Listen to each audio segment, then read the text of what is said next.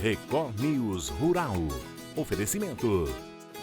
Bradesco, de ponta a ponta é com o Bradesco que o agro conta.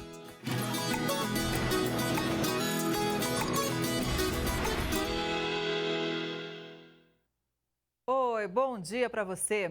O IBGE e a Conab divulgaram as estimativas para a próxima safra de grãos. Mesmo com números diferentes, a expectativa é de aumento na produção.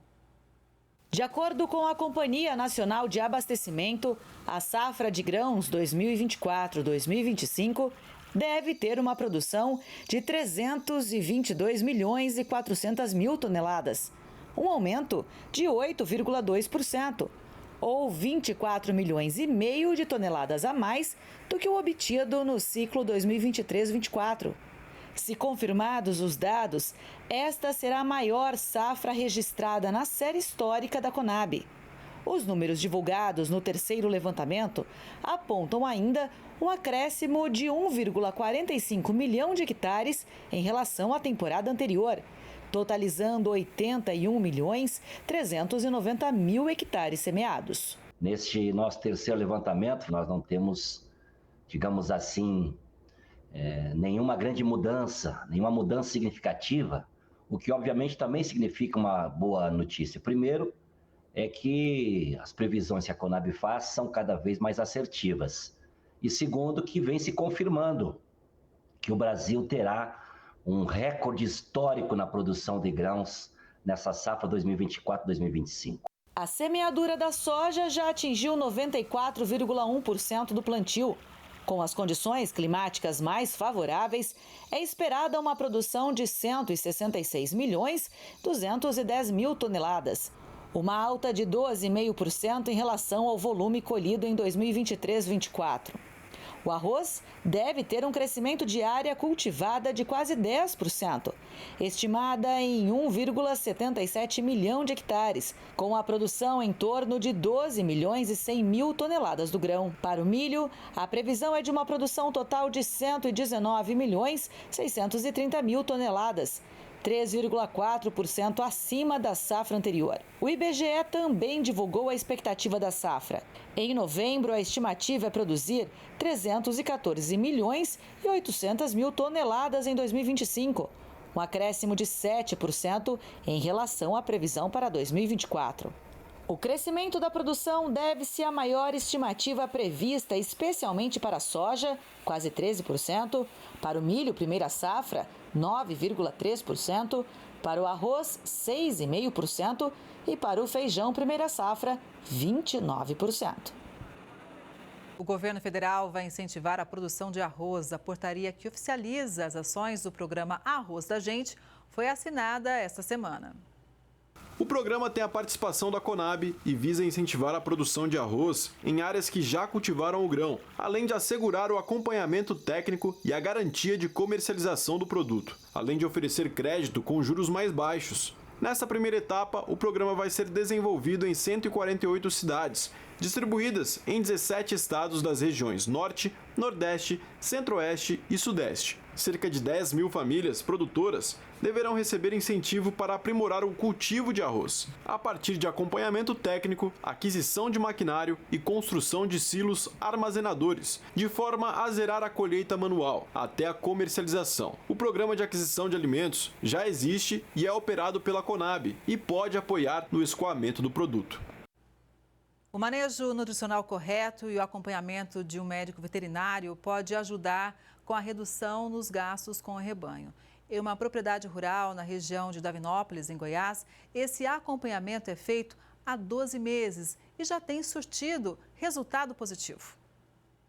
Mas você sabia que conhecer o valor nutricional dos alimentos oferecidos ao rebanho pode ajudar a otimizar a alimentação, reduzir desperdícios e gerar uma economia na fazenda? O nome da dieta dos bichos é chamada de análise bromatológica e tem gerado benefícios para os produtores rurais de Catalão e cidades vizinhas. E essa análise bromatológica nada mais é que a avaliação da composição química do alimento produzido na fazenda. Então, com essa análise, conseguimos saber os valores nutricionais daquele alimento, como proteínas, carboidratos, fibras, lipídios, minerais, umidade, né? E de acordo com informações do controle zootécnico, né, conseguimos fechar uma dieta para cada lote, de acordo com aquele lote, né? Há mais ou menos um ano, essa propriedade rural aqui na região de Davinópolis tem sido acompanhado por uma técnica de campo do Senar. Os efeitos, através da análise bromatológica e também do controle zootécnico, já podem ser sentidos na economia da fazenda na parte do manejo nutricional, que gera mais de 9,21% mensal. E aqui, quando eu cheguei na propriedade, tínhamos na faixa de 134 animais. Então, e produzindo uma média total de 480 litros de leite. Então, a gente fez a seleção de animais para serem descartados. Hoje trabalhamos com 120 animais e produzimos o mesmo. Para o Sindicato Rural da região, o acompanhamento do técnico em uma propriedade rural é de suma importância para que o produtor encare os desafios de uma produção sem que sofra tanto. Tudo o que a gente faz é trazer a tecnologia para o homem do campo, trazer o conhecimento. Então, essa parceria com o Senar capacita nossos técnicos para trazer as novidades que existem da tecnologia aliada com a inteligência na forma de aplicação. O assunto é tão complexo que a Sara fez questão de gravar um vídeo na internet explicando aos produtores como fazer a análise bromatológica da silagem. Para realizar a coleta de silagem para análise bromatológica, colete as amostras logo após a retirada da silagem. Melhorias como essa em propriedades rurais só é possível por conta da parceria entre o Senar Goiás e os sindicatos rurais. A maioria dos pequenos produtores tem um conhecimento muito de porteira para dentro. O Sindicato Rural vem trazer o que tem da porteira para fora. E são 2 anos de acompanhamento na qual a fazenda tem uma grande transformação, porque são 2 anos intensos de uma assistência que é preparada para atender o pequeno produtor de maneira inteligente. Depois de altas seguidas, o indicador do boi gordo acumulou forte queda nos últimos dias. Enquanto isso, o poder de compra do suinocultor vem crescendo, apesar da baixa nos preços dos suínos recentemente. No atacado da Grande São Paulo, a carcaça casada bovina se desvalorizou 3,44% nos 10 primeiros dias de dezembro, de acordo com o levantamento do CPEA. O indicador do boi gordo, CPEA B3, acumulou forte queda de 10,2% na primeira dezena de dezembro, encerrando o período a R$ 316,10. Pesquisadores explicam que a pressão veio sobretudo da concentração pontual das entregas. Quanto aos envios de carne bovina para o mercado externo em novembro, o volume superou em 21% o do mesmo período do ano passado, mas diminuiu 15,6% em relação ao recorde de outubro. De acordo com o CPEA, na primeira semana de dezembro, os dados indicam diminuição dos envios frente à última semana de novembro. Com isso, o interesse dos frigoríficos pelo boi gordo também caiu, impactando os preços no mercado doméstico. Já os valores do suíno vivo, comercializado no mercado independente, subiram com força, de outubro para novembro, na região de Bragança Paulista, Campinas, Piracicaba, São Paulo e Sorocaba, enquanto as cotações do milho na Praça de Campinas avançaram de forma menos intensa. A média mensal do farelo registrou queda no período. Com isso, o poder de compra dos suinocultores paulistas se recuperou frente ao milho e cresceu pelo 5º mês seguido em relação ao farelo de soja. Nos últimos dias, porém, os preços do suíno caíram. De acordo com o CPEA, a oferta de animais para abate no mercado independente ficou acima da demanda. Além disso, produtores passaram a disponibilizar lotes extras, com receio de novas quedas de preços no curto prazo. Depois de 2 anos de retração, o agronegócio brasileiro vai registrar um crescimento de 2% neste ano. E a previsão para o ano que vem é de aumento de 5%. O balanço foi apresentado pela Confederação Nacional da Agricultura e Pecuária. Com as condições climáticas severas, a CNA estimava que o ano iria terminar com um PIB agrícola negativo. Mas os números surpreenderam. Nós vamos encerrar o ano com um PIB de 2% positivo. Isso tudo é uma prova que coloca o nosso agro num patamar de que hoje nós somos realmente o grande produtor de alimento do mundo. Entre os principais itens da produção agropecuária brasileira, a carne apresentou o melhor resultado. O aumento foi de 6,6% em comparação ao ano passado, com 11,5 milhões de toneladas. Já a produção de grãos recuou. Ficou em 297 milhões de toneladas. A projeção para a próxima safra é de crescimento de 8,2%. Para o próximo ano, acho que a grande notícia é que o clima vai estar mais ameno, nós vamos conseguir evoluir muito mais na produção, o produtor rural está empolgado, vamos trabalhar melhor a exportação, porque o câmbio valorizado, o dólar mais forte, ele favorece as exportações. As exportações do agronegócio brasileiro devem se manter no mesmo patamar do ano passado, na ordem de 166 bilhões de dólares, o equivalente a quase R$1 trilhão. Os principais produtos vendidos para o exterior são soja, açúcar, carne, café e celulose. China e União Europeia despontam como os maiores mercados consumidores dos produtos agrícolas do Brasil. A China foi responsável por negócios na casa de 47 bilhões de dólares, mais que o dobro do valor negociado com a União Europeia. A evolução da agricultura passa pela adoção de práticas que promovem a preservação ambiental e a sustentabilidade. Um modelo de manejo agropecuário usa soluções biológicas que trazem resultados positivos no campo. A plantação de soja apresenta bom desenvolvimento e a expectativa de colheita é positiva para a atual safra nesta propriedade rural na cidade de Bebedouro. As folhas estão saudáveis e o controle de pragas eficiente após a adoção de insumos biológicos na lavoura. O agrônomo conheceu a tecnologia ainda nos anos de 1990, mas passou a adotar nas plantações em larga escala só no ano passado. O projeto eu conheci, o sistema biológico, desde 1997, e agora reativamos com a empresa parceira, agora desde o ano passado, um projeto de 100% biológico na cultura da soja. Nós temos também na cultura dos citros e também na cultura do café. Por aqui, a lavoura de soja recebe 100% de insumos biológicos. Já nos citros e no café, ocorre a adoção em consórcio com químicos. O planejamento é importante e vai depender do acompanhamento das pragas e das doenças existentes nas diferentes culturas. O monitoramento ele é fundamental, o acompanhamento ali semanal e diário nas áreas ele é muito importante, fazendo levantamento de pragas, vendo o nível de infestação e também em relação às doenças. Então, o produtor ele tem a tomada de decisão se ele vai utilizar uma ferramenta biológica ou se ele vai utilizar uma ferramenta química ou vai fazer essa união dessas duas ferramentas que tem sido algo muito importante hoje para a agricultura e tem entregado em relação ao controle. O Jonathan faz parte de uma indústria que ajuda os agricultores nesta mudança. A empresa demonstra os benefícios e resultados possíveis de alcançar.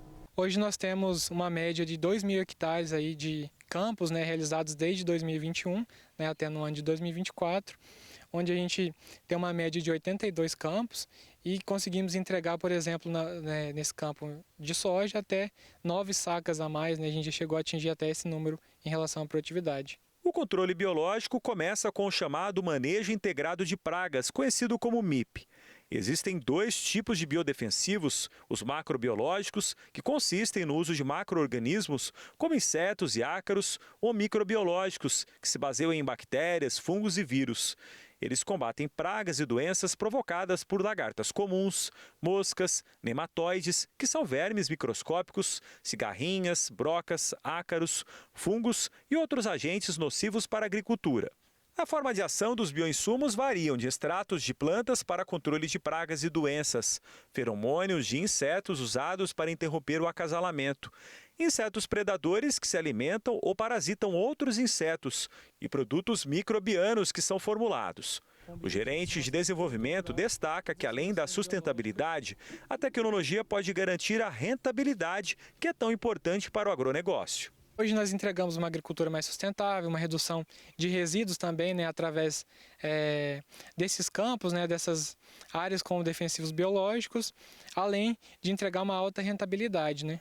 A primeira ocorrência de controle biológico registrada no mundo é de 1888 nos Estados Unidos. No Brasil, a primeira tentativa de uso de um inimigo natural de pragas ocorreu em 1921. Hoje o país conta com quase 200 biofábricas, tratando uma área de aproximadamente 25 milhões de hectares. mercado que movimenta mais de 5 bilhões de reais por ano, segundo o levantamento do setor. Somente na safra passada, o uso de bioinsumos cresceu 15% em comparação ao ciclo anterior. Isso deve continuar nos próximos anos, pela busca cada vez maior por uma agricultura mais sustentável. O indicativo é que o número de produtos biológicos para a proteção de culturas contra pragas agrícolas registrados no Brasil nos últimos anos tem superado o de químicos. Um dos pontos chaves, principalmente na cultura dos citros, né, é o não residual do período de carência, né? Então, assim, nós não precisamos estar respeitando a última aplicação até a colheita. Então a gente não precisava, com química a gente precisa respeitar. Agora os biológicos não, o biológico a gente já vai um produto sadio para a banca do supermercado. A silvicultura, que é a exploração de florestas plantadas para fins comerciais, vem crescendo aqui no Brasil, segundo o IBGE. Em 2023, o crescimento foi de 13,6% no valor da produção. Quem chega para explicar melhor sobre esse mercado é o Edilson Batista de Oliveira, que é pesquisador da Embrapa Florestas. Edilson, bom dia. Seja muito bem-vindo ao Record News Rural. Bom dia, Kelly. Bom dia a todos. Edilson, vamos começar explicando. Obrigado pela oportunidade de estar aqui com vocês. Opa, seja sempre muito bem-vindo. Vamos começar explicando para o pessoal de casa por que a silvicultura é agro também. Bom, ela é um produto agrícola, né? Silvicultura plantada é um produto. Árvores plantadas são produtos agrícolas. Né? Ela é o quarto produto dentro da nossa pauta de exportação do agronegócio, né? E ela tem um impacto fantástico em todo o setor produtivo do Brasil, participando de uma forma muito impactante dentro de todas de todo o setor, tanto de forma isolada como de forma integrada também com o setor. Então, o agro, ele teria muitas dificuldades se a gente não tivesse um setor forte também de plantações florestais. Nós temos no Brasil cerca de 6 milhões de propriedades rurais cadastradas, né, registradas, e as plantações florestais, elas funcionam de forma transversal dentro do agro como um todo.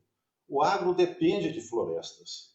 Dentro de uma propriedade rural, tanto para a energia, para o produtor cozinhar, quanto para as construções dentro da propriedade, para currais, cercas, a própria casa do produtor rural, né, se ele não planta, se ele não tem essa floresta plantada, né, ele não teria sérias dificuldades em conduzir as suas atividades.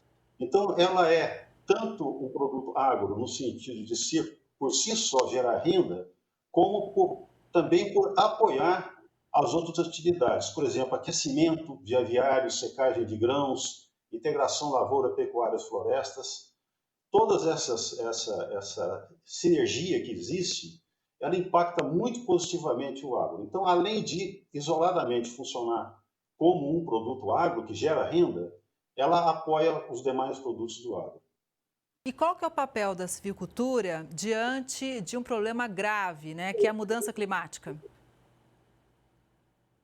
Olha, todo produto de origem florestal, ele tem 50% de carbono retido nele. Se você pegar lá uma mesa da sua casa, aquela tábua daquela mesa, 50% é carbono. Então, é um carbono que estaria na atmosfera, ele está ali retido em forma de um produto útil. Né? Então, você imagine que a quantidade de produtos que a gente tem, que tem origem no agro, né? Que ficam de longa duração de sobrevivência. Uma mesa vai durar dezenas, centenas de anos. Né? Esse carbono que estava na atmosfera está ali retido. Então, além de todos os produtos retidos dessa maneira, papel e tudo isso, o próprio setor, com as árvores em pé, eles retêm uma quantidade de carbono muito significativa. Eu tenho aqui uma informação, um dado, que em termos o setor florestal, ele armazena os 10 milhões de hectares que a gente tem de plantações florestais, ele armazena 4,5 bilhões de toneladas de carbono. Não só nesses 10 milhões de hectares que a gente tem de plantação florestal, como também nas áreas de florestas nativas que essas empresas que plantam florestas preservam para atender a legislação ambiental, que são 6 milhões de hectares. Então, se juntarmos o que temos de plantação florestal com essas áreas de preservação, que são as RPPNs, Reserva Legal e Áreas de Preservação Permanente, essa quantidade de carbono, 4,5 bilhões de toneladas, isso aí impacta muito positivamente as medidas de combate às mudanças climáticas. E de que forma, né, a silvicultura ajuda a tirar a pressão sobre as outras florestas, hein? Olha, o produtor, nós, na verdade, nós não temos como, a humanidade não tem como sobreviver sem florestas, é um negócio muito complicado. Eu lembro, outro dia, com certeza, né, temos muitos pais assistindo aí o programa. Eu me lembro, eu estudei, entrei na escola em 1962, eu tenho 70 anos de idade. Então, no primeiro ano escolar, a nossa professora, no Dia da Árvore, ela deu uma aula que eu nunca mais esqueço, que foi sensacional. Ela quis falar da importância da árvore na nossa vida. Então, o que ela fez? Ela pegou um lápis, mostrou para a turma, falou assim, olha, isso aqui é floresta. Pegou o caderno, mostrou para a turma, falou, olha, é de floresta. Né? A gente não tinha, naquela época, tanta noção do que representava a floresta. Ela foi mostrando isso e falou assim, olha a carteira que vocês estão sentados. Olha, é madeira, floresta. Olha a mesa, a carteira, o piso. E mandou que a gente procurasse outras coisas. Então veio a porta, o teto da sala, quadro negro, apagador, janelas. Então, ali a gente viu o quanto que a árvore estava na nossa vida. E eu recomendo a todos aí que façam exercício dentro da sua casa e comecem a observar o que tem de florestas dentro da sua casa, o que tem de produtos da floresta dentro da sua casa. Então você vai ver os móveis, né? Tudo que tem de papel dentro da sua casa, tudo isso é relativo a florestas. Então não tem como viver sem isso. Tá? Então o que ocorre? Se não existe plantação florestal, o produtor rural, as pessoas vão buscar onde esse produto estaria sendo possível de conseguir, que seriam nas florestas nativas. Então, essas plantações elas são fundamentais para reduzir a pressão que existe dentro das matas nativas. Para que a gente não dependa dentro das matas nativas para atender as nossas necessidades do dia a dia. Então, é dessa maneira que funciona o setor em relação a matas nativas. E tudo isso com um ganho econômico ainda. Você, inclusive, já pincelou. Acho legal a gente aprofundar um pouco mais, já que o Brasil, por exemplo, é o maior exportador de celulose do mundo, né? Então, qual que é a importância da silvicultura como um todo para a nossa economia? Olha, a receita do segmento de plantações florestais são 260 bilhões de reais por ano. Tá? A arrecadação de tributos, 20,4 bilhões de reais por ano. E o setor exporta 75 bilhões de reais como um todo. Tá? É o quarto item de exportação, né, dentro da pauta do agro. Tá? A celulose é o carro-chefe, né, e tem muitos outros produtos aí que também impactam, dão renda para o produtor rural. Mas o que é fantástico é o seguinte, o número de empregos gerados pelos segmentos de plantações florestais é 2,7 milhões, se a gente juntar empregos diretos, indiretos e de efeito renda. Né? Você pega, por exemplo, aqui na região sul, Paraná, Santa Catarina, os 3 estados do sul do Brasil, você tem 60 milhões de empresas aí ligadas ao setor florestal. né, que dependem do setor florestal. São fábricas de móveis, né? Então, tem isso registradas, tá? Sem registro, muita gente trabalhando, marceneiros, de forma individual, então gera muito emprego também. Então, o setor é muito forte nessa geração de emprego. E outra, principalmente pequenas empresas. O empresário que tem ele, família trabalhando junto, um filho, no máximo 1, 2 empregados, até grandes empresas também. Então, a geração de empregos é muito grande dentro do setor, né, e que, baseado em algo que eu acho que é fundamental esclarecer. O nosso setor de plantações florestais, ele ocupa 10 milhões de toneladas. Isso é pouco mais de 1% do território nacional. Então, na verdade, 1,1% para ser mais exato. Tá? Olha, 1,1% gerando essa quantidade de benefícios, né, é algo espetacular. Então, em termos do que ele ocupa de área, é uma área muito bem ocupada em relação, considerando o que ela traz de retorno para a população. Edilson, você citou os estados do Sul. Quais regiões do Brasil, além do Sul, também se destacam, né, com esses plantios comerciais? Olha, o Sul, Centro-Oeste, tá? O Centro-Oeste está tendo uma expansão muito grande. Essa expansão, principalmente no Mato Grosso do Sul, ela ocorre em áreas que eram ocupadas por pastagem, né? Então, são grandes empresas se instalando por ali. Na verdade, todo o país tem uma participação florestal. Nós fizemos um livro, chama O Eucalipto e a Embrapa, 4 décadas de pesquisa e desenvolvimento. E nós tivemos 22 unidades da Embrapa esparramadas pelo Brasil, todas envolvidas dentro com capítulos escritos dentro do livro. Então, isso aí mostra que essa transversalidade do setor florestal ocorre no país inteiro. Então, se você pegar a Amazônia, o Nordeste, né, Centro-Oeste, todos os biomas, a gente tem plantações florestais.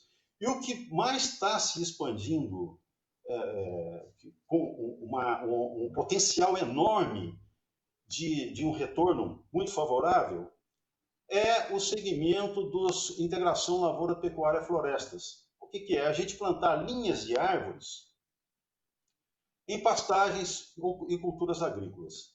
Essas linhas de árvores fazem com que o produtor, além de ganhar com a atividade principal dele, digamos que seja a pecuária, ele ganha também com madeira. E essas árvores possibilitam ganhos fantásticos para o gado ali criado. Por quê? Porque o Brasil, principalmente nas regiões mais quentes aí, né? O gado não gosta de calor. Quando esquenta muito, ele procura sombra. Então, isso aí é um serviço ambiental preservado pelo gado, protegendo ele contra o calor excessivo, fazendo com que ele desidrate menos, com que ele procure menos o coxo, né? Melhora também as condições da pastagem, e todos os trabalhos que a gente tem acompanhado aí mostram renda, não só com a árvore, com o gado, com a árvore. Então, junta tudo isso aí, o produtor ele não está condicionado a apenas um segmento de rentabilidade. Ele tem mais de um segmento, que ele tem a pecuária e tem a árvore também, ou tem a agricultura e tem a árvore também. Isso está se expandindo bastante. Tá? Então, onde você tem pastagem, cabe a integração lavoura-pecuária-florestas. Não tem uma pastagem aí que a gente vê que não cabe. Protege no calor e protege contra o frio também. É o verdadeiro ganha-ganha, né? Agora, quais são os desafios do setor, para a gente concluir? Exatamente, um verdadeiro ganha-ganha. Você falou perfeitamente, é isso aí. Agora, Edilson, quais são, então, os desafios do setor? Olha, a expansão é um desafio, tá? Plenamente viável em termos econômicos. Para você ter uma ideia, o Brasil ainda, a área florestal no Brasil, pensando na celulose, que é o que a gente comentou a respeito, A China é 13% maior que o Brasil. E a produção de celulose da China é 15 vezes maior. A Coreia do Sul, que é 100 vezes menor que o Brasil, produz mais celulose do que o Brasil produz. Eu estou colocando esses dois países aí, mas o Brasil está lá embaixo em termos de produção. A celulose de fibra curva, que é um grande exportador, mas tem muito espaço para essa expansão aí, né? O Brasil ele tem vocação florestal. O clima ajuda. O Brasil, safra agrícola, a gente tem 3 safras, né? Isso é uma exclusividade nossa. Então, floresta, o que a gente produz aqui é várias vezes a produtividade do que tem em outros países, como, por exemplo, países da Europa, que a gente trabalha com uma faixa de 40, 50 metros cúbicos por hectare ano, enquanto tem alguns países que é 5 metros cúbicos por hectare ano. Então, aqui pode crescer muito em termos de área e a produção responde de uma forma espetacular. Então, o desafio em termos de plantações florestais, a logística é complicada. Para você ter uma ideia, a gente, para transportar a produção de 1 hectare de florestas, a gente precisa de 8 caminhões. Isso é produção de 1 ano. Enquanto para a produção de grãos, 1 caminhão transporta 8 hectares, transporta 10 hectares. Então, a logística é complicada. Então, esse desafio da logística também, para a gente é complicado, mas a gente consegue conviver com isso, eleva nossos custos, mas a nossa produtividade faz com que isso aí acabe sendo compensado dessa maneira. Né? E o setor, a nossa silvicultura brasileira, ela é referência mundial. Tá? É uma referência mundial. Tecnicamente, ela é referência mundial. E a gente espera que esses desafios sejam superados para a gente continuar crescendo cada vez mais. Edilson, muito obrigada pela análise. Foi muito especial te ouvir. Um abraço para toda a Embrapa. Estamos sempre de portas abertas. Um bom dia para você. Até a próxima. Eu agradeço. Eu só queria, mais 10 segundos, mencionar uma coisa que eu acabei não falando da silvicultura de nativas. Tá? Nós temos florestas nativas fantásticas, que produtos dessas florestas já nos dão muita renda.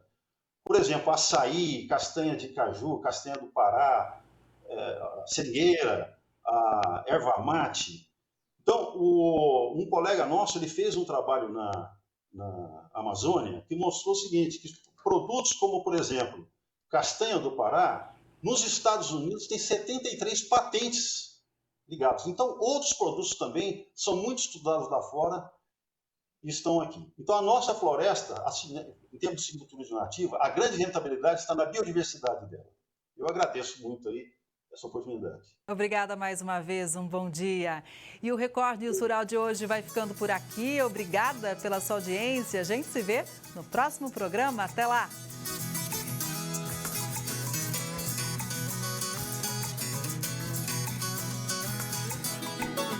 Record News Rural. Oferecimento. Bradesco.